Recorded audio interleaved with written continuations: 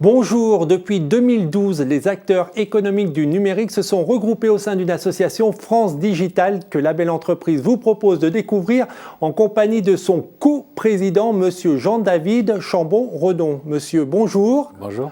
Pour commencer, est-ce qu'on peut évaluer le poids du numérique dans l'économie française ? C'est très difficile d'évaluer le numérique, parce que le numérique, ce n'est pas vraiment un secteur. C'est des technologies, des modèles qui sont à la fois dans les grandes entreprises, les petites entreprises, les start-up, etc. Donc c'est très difficile. Nous, ce qu'on sait dire, ce qu'on sait mesurer, c'est quel est le poids économique des start-up de l'Internet, donc du digital, et quelle est leur santé économique. Et ce qu'on peut dire, c'est que globalement, à elles toutes, elles sont la plus belle boîte du CAC 40. Elles font 40% de croissance du chiffre d'affaires, elles font 40% de leur chiffre d'affaires à l'export, elles font plus 25% tous les ans sur leurs effectifs. Donc globalement, collectivement, les startups du digital sont des acteurs de croissance et même de forte croissance. Et dans une économie qui manque de croissance, on a une contribution qui est non négligeable à cette croissance. Et donc une participation à la croissance que l'INSEE évalue, même si c'est difficile, à plus de 25% de la croissance française. Alors, je ne pense pas que les startups pèsent pour 25% de la croissance française. L'INSEE a une définition du numérique qui conduit à ce type de chiffre. Le numérique est clairement un vecteur de croissance et la transformation digitale, comme on dit, c'est une opportunité de croissance pour la France. Alors pour parler peut-être d'une entité plus facile à cerner, l'association France Digital, il y a combien de membres et est-ce qu'on peut citer 2-3 entreprises peut-être emblématiques pour bien cerner l'association ? D'accord. Alors France Digital, c'est une association assez originale parce qu'elle réunit à la fois les investisseurs et les entrepreneurs du secteur du digital. On a à peu près 800 membres. Donc l'essentiel sont des entreprises, des startups du web. Et puis il y a quelques dizaines d'investisseurs qui sont également membres. Et parmi les entreprises, on trouve les champions du digital en France, Blablacar, Criteo, Scality, Talent, enfin bref, vente privée, enfin la plupart des grands acteurs du numérique et plein de petits sont réunis au sein de France Digital. Et quand on parle du collège investisseur, c'est uniquement des fonds d'investissement ou il y a à vos côtés quelques grands organismes publics ? Ce sont les gens qui font du capital risque et qui investissent dans le secteur du digital, plus les business angels. Donc des individus qui, à titre personnel, souvent des entrepreneurs, investissent dans ce secteur et qui sont donc dans cet écosystème des entrepreneurs qui investissent en tant que business angel et qui sont dans notre organisation classée investisseurs. Quelles sont les modalités pour participer, pour être membre de l'association ? Alors, si on est investisseur, ça c'est facile. Est-ce que vous investissez dans Internet ? Oui, non. Si vous investissez, vous pouvez venir. Si vous êtes une start-up, c'est est-ce que vous avez un projet de croissance qui va nécessiter d'ouvrir votre capital à des business angels et des capitaux risqueurs. Si c'est le cas, vous êtes un membre naturel. Si ce n'est pas le cas, vous n'avez pas vraiment de raison d'adhérer à France Digital, puisque clairement, notre spécificité, c'est de montrer que les acteurs investisseurs et entrepreneurs ont des intérêts communs et les expriment au travers de cette association. Quelles sont les missions de l'association ? Il y a deux grandes missions en fait. Il y a une première mission qui est une mission qu'on pourrait qualifier de lobby. Les pouvoirs publics connaissent de mieux en mieux, mais connaissaient très mal, et l'histoire des pigeons l'avait démontré il y a 3 ans, connaissaient très mal le fonctionnement des écosystèmes de start-up. Et clairement, on veut être le porte-parole de ces écosystèmes vis-à-vis des pouvoirs publics. On peut faire juste une petite parenthèse pour ceux qui ne maîtrisent pas et qui ne sont pas du secteur du digital ou du numérique. L'histoire des pigeons, c'était… L'histoire des pigeons, c'est assez simple. C'est le gouvernement, le premier gouvernement du quinquennat de François Hollande a réformé très profondément la taxation des plus-values de cession, donc lorsqu'il y a une cession d'entreprise ou cession d'actions. Et cette réforme très lourde, elle conduisait à totalement bloquer le financement des startups, puisque notamment les business angels dont je parlais juste avant n'avaient plus aucun intérêt à investir dans une start-up, parce que pour simplifier, ils avaient une chance sur 2 de tout perdre, et quand ils gagnaient, ils étaient taxés à 60%. Ce qui veut dire que globalement, c'était un jeu où ils ne pouvaient que perdre. Et donc toute la communauté du web s'est révoltée au travers du mouvement des pigeons sur cette réforme. Et d'ailleurs, au printemps 2013, le gouvernement a fait machine arrière et est revenu sur un schéma de taxation des plus-values qui aujourd'hui est, on va dire, normal et permet à l'écosystème de vivre. Donc première mission, une mission pédagogique pour instruire les institutions publiques, et la deuxième mission de France Digital. Pédagogique, c'est un faible mot. Nous, on se considère vraiment comme un lobby qui est force de proposition et qui est aussi capable de réagir si des mesures votées à l'Assemblée ou décidées par un ministre nous paraissent mauvaises. Donc c'est plus que pédagogique, c'est véritablement de défendre l'écosystème que nous représentons. Et puis deuxième mission, c'est une mission d'animation. Il y a un fort sentiment de communauté au sein des startups du web. Les gens aiment partager leurs expériences, les gens aiment travailler ensemble.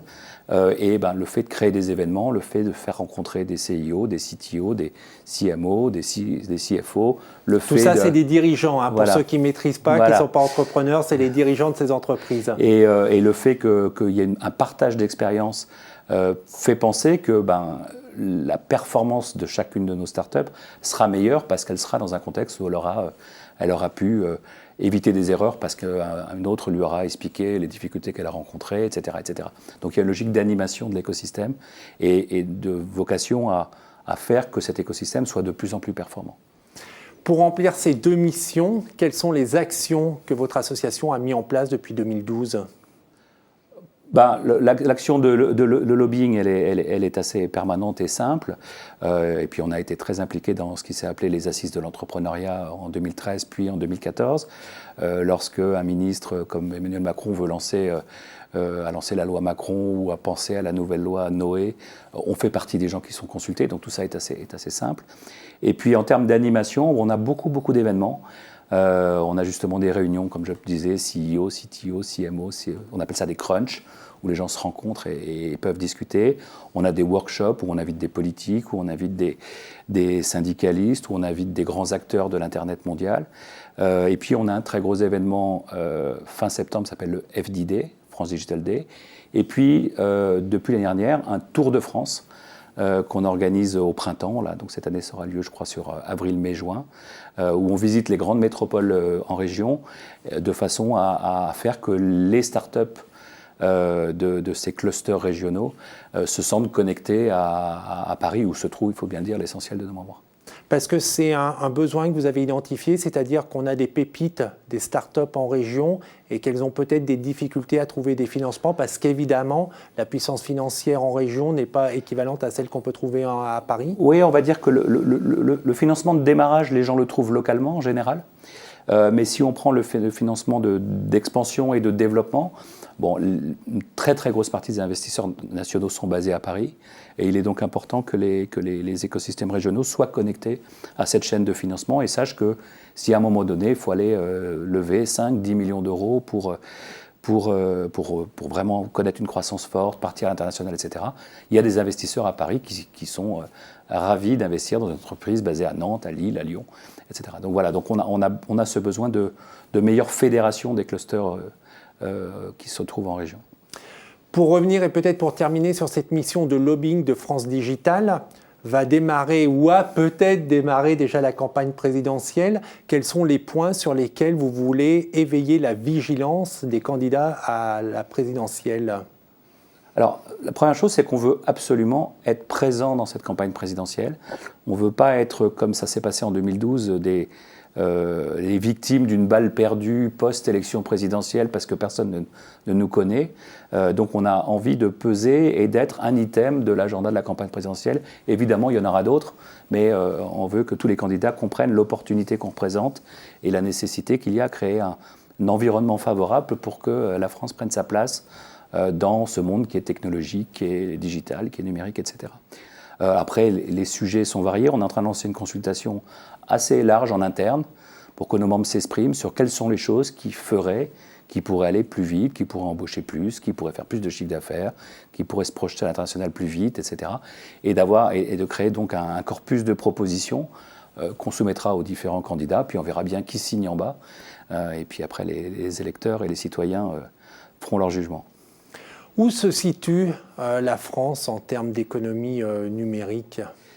Alors, j'ai envie de dire pas mal et pas assez. Je crois que le dernier classement un peu sérieux qui a été fait, classé Paris, alors c'est souvent classé par ville, il se trouve le digital, parce que les clusters, ces notions d'écosystème sont souvent des écosystèmes autour d'une ville. Le premier, évidemment, étant San Francisco et la Silicon Valley. Paris était classé 11e. Et parmi les villes non américaines, on trouvait devant nous Tel Aviv, Berlin, Londres et Singapour. Et qui sont classés par rapport à quoi? Au nombre de startups, à la puissance financière investie dans le numérique? Le classement était multicritère, mais effectivement, le nombre de startups, le capital déployé, sans doute la connexion entre les universités et le monde des startups, enfin, un certain nombre de critères. Un des points faibles qui était ressenti sur Paris, c'était qu'on avait un écosystème qui avait énormément progressé en qualité, mais qui, en valeur économique, progressait beaucoup moins vite que Londres ou Berlin. Et que donc, finalement, on allait vite, mais pas assez vite. Et donc, ça rejoint d'ailleurs le point précédent sur pourquoi on consulte nos membres et pourquoi on veut trouver des mesures qui permettraient d'aller plus vite, parce que c'est un monde qui va très très vite, où la croissance, on parle de croissance à 3 chiffres pour certains de ces écosystèmes, et il faut qu'on se mette à cette vitesse-là. Et alors, même si la consultation de vos membres a lieu actuellement, vous, à vos yeux, quels sont les freins? Qu'est-ce qui fait qu'on a un réseau de start-up de qualité, mais qu'elles n'arrivent pas à avoir une ampleur financière plus importante? Très clairement, il y a un sujet de la mobilisation du capital qui est un sujet où on a un problème en France. On a une fiscalité qui est très souvent, on va dire, désincitative pour les gens qui veulent prendre des risques en capital. Et l'histoire des pigeons, c'était cette histoire-là. Et c'est pas fini. On a encore des impôts un peu bizarres comme l'ISF qui font beaucoup de ravages en termes de mobilisation du capital. On a une épargne des Français qui n'est pas du tout mise dans l'économie réelle. Elle est dans des bons du trésor, dans de l'immobilier, mais elle n'est pas dans les entreprises. Donc il y a tout ce sujet du capital qui est un vrai sujet. On a tout le sujet du monde du travail en France classiquement avec les charges sociales, les prud'hommes, le code du travail, etc. qui sont des choses qui forcément freinent un peu. Et puis on a une réputation internationale qui n'est pas très attractive. Et donc pour attirer des capitaux, pour attirer des talents, il faut être attractif. Donc on a besoin de travailler à cette attractivité. Bon, je crois qu'il y a beaucoup de choses qui ont été faites avec French Tech, etc. pour redorer le blason de la maison France. Mais on a un déficit d'image historique. Au sein de l'association, vous l'avez dit, il y a 2 collèges, il y a les entrepreneurs, les investisseurs. Vous êtes coprésident au titre des investisseurs. Vous êtes à la tête de quelle structure, quelle entreprise qui investit? Alors moi, je dirige un fonds qui s'appelle, une société de gestion qui s'appelle Isaïe, qui est un fonds d'entrepreneurs. Donc c'est un fonds qui a été créé par des entrepreneurs. Mes associés s'appellent Pierre Kosciusko-Morizet, Stéphane Trépoz, Geoffroy Roux de Bézieux, Auriel Ohaillon. Donc des gens qui ont réussi dans le numérique. Absolument. Et l'argent que je gère vient pour majorité d'entrepreneurs de la génération précédente qui ont décidé d'investir dans un fonds ensemble pour investir dans la nouvelle génération d'entrepreneurs. Donc voilà, donc on est notamment le premier investisseur dans Blablacar, qui est une superbe histoire et qui était un de nos premiers investissements. Vous avez investi dans combien d'entreprises à peu près? Aujourd'hui, on a 25 sociétés en portefeuille et on est maintenant sur un rythme où on va faire entre 6 et 10 nouveaux investissements par an. Donc voilà. Sur quels critères, pour ceux qui nous regarderaient, qui seraient intéressés pour bénéficier de votre investissement, de votre financement, il faut être bon sur quoi? Sur tout? La réponse courte n'existe pas. C'est beaucoup de critères qui font qu'à un moment donné, on est convaincu sur un projet. Mais je dirais que le sujet de l'équipe est sans doute le sujet central. Quelles sont les compétences de l'équipe, la complémentarité de l'équipe, l'interaction qu'on a avec l'équipe, la légitimité du projet, de l'équipe par rapport à son projet, etc. Donc je pense que l'équipe est au cœur du sujet. Et en général, vous intervenez à quel moment? Parce qu'on l'a dit, il y a l'amorçage, il y a le développement. Vous êtes plutôt spécialisé sur l'une de ces étapes? Alors, Isaïe, historiquement, s'était spécialisé sur ce qu'on appelle le post-amorçage, c'est-à-dire le tour de table qui revient juste après les business angels.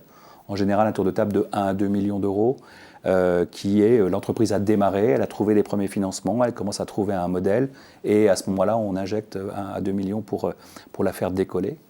On a aussi maintenant une petite poche pour faire de l'amorçage nous-mêmes, donc il nous arrive d'investir encore plus tôt. Et puis on a aussi un fonds de capital développement pour les opportunités un peu plus matures, sur lequel on pense qu'il y a une bonne opportunité d'investissement. Merci beaucoup pour cet éclairage sur l'association France Digital.